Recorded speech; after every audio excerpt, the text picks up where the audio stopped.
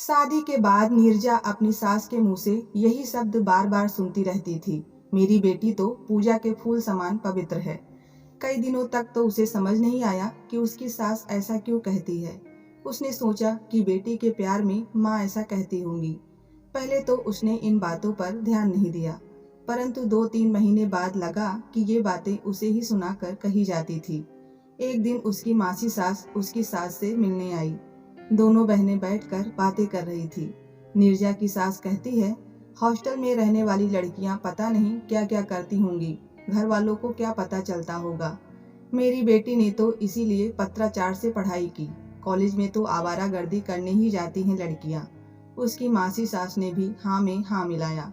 नीरजा को बहुत बुरा लगा, क्योंकि MBA करने के बाद उसे दूसरे शहर में जॉब मिली तो वो PG में रहती थी।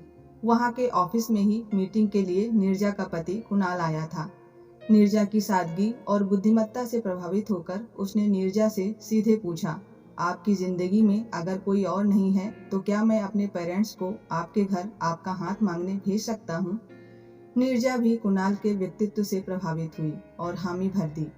नीरजा का फोन नंबर और एड्रेस लेकर कुणाल चला गया और अगले ही हफ्ते उसके माता पिता के साथ उनके घर रिश्ता लेकर गया। नीरजा उस समय वहां मौजूद भी नहीं थी। 3 महीने बाद धूमधाम से दोनों की शादी हो गई। शादी से पहले नीरजा अपनी किस्मत पर रश्क कर रही थी।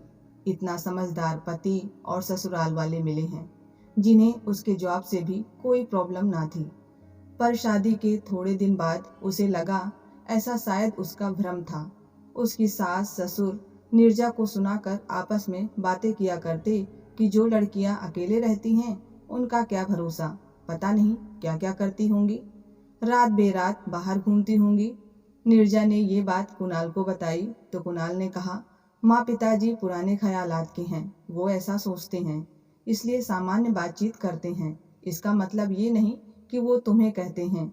अगर तुम्हें सीधे सीधे कुछ बोले तो मैं बात करूंगा। नीरजा चुप हो गई। उसे पता था कि ये ताने उसे ही मारे जा रहे हैं। एक दिन तो हद हो गई। कुणाल भी इस चर्चा में शामिल हो गया। उसकी सास ने कहा, कुणाल, तेरी दीदी तो कभी बाहर नहीं जाती थी, स्कूल से सीधा घर आ जाती थी। ट्यूशन भी हमने घर पर ही लगवाए थे। शादी तय होने के बाद भी तेरे जीजा जी से नहीं मिली। मैंने तो उसके ससुराल वालों से कहा, मेरी बेटी तो पूजा के फूल जितनी पवित्र है, बाहर निकलने वाली लड़कियों का क्या भरोसा है। कुणाल ने कहा, हाँ मम्मी, सही कह रही हो, दीदी जैसी लड़कियां कहाँ होती हैं। अब नीरजा से यह सब सहन होना बर्दाश्त के बाहर था। वो सबके लिए चाय बनाकर ले आई और चर्चा को आगे बढ़ाते हुए कहा, कुणाल, जो लड़कियां घर में रहती हैं और कॉलेज नहीं जाती वो पवित्र होती हैं। पवित्रता किस चीज की होती है, शरीर की कि मन की? और शरीर अपवित्र कैसे होता है? कॉलेज में अपने पुरुष मित्रों से बात करने पर या ऑफिस में पुरुष साथी की सहायता या बात करने पर? नीरजा की सास ने तपाक से कहा, बहू, तुम्हें तो पता ही होगा लड़के किस नियत से बात करते हैं। बिल्कुल सही मम्मी जी, अगर लड़कों की नियत खराब है तो लड़कियां अपवित्र कैसे हुई?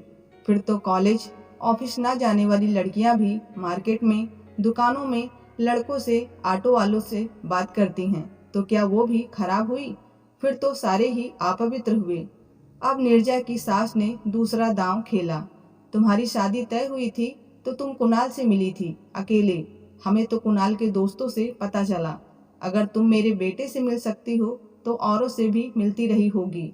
मेरी बेटी की शादी भी तय होने के साल भर बाद हुई थी, हमने उसको नहीं भेजा अकेले उसके मंगेतर के साथ। नीरजा हतप्रभ रह गई। हे भगवान, इतनी छोटी सोच!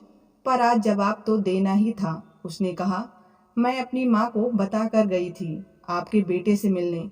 मेरी माँ को मुझ पर भरोसा था, इसलिए उन्होंने मुझे जाने दिया। अगर कुणाल आपको बिना बताए मुझसे मिलने गया था तो इसका मतलब कि आप उस पर भरोसा नहीं करती और उसे भी आप पर भरोसा नहीं। वैसे तो मुझे भी सोचना चाहिए कि अगर कुणाल आपको बिना बताए मुझसे मिलने आ सकता है तो फिर ना जाने कितनी लड़कियों से मिलने गया होगा।